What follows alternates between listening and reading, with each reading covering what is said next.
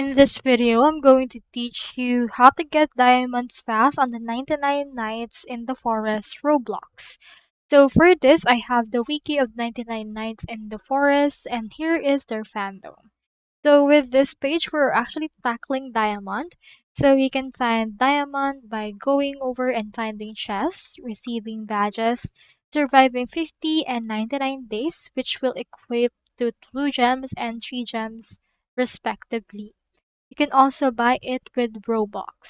So the fastest way to get diamonds is to actually buy it with Robux.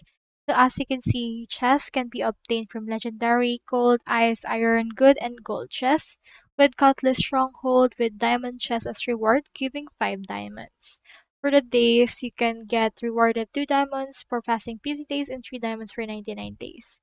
For the currency shop, you can actually purchase diamonds for Robux. You can obtain 20 diamonds for 99 Robux, 100 diamonds for 400 Robux, 250 diamonds for 900, and 700 for 2,500 Robux. So that's all there is today, and I hope this video helped you out.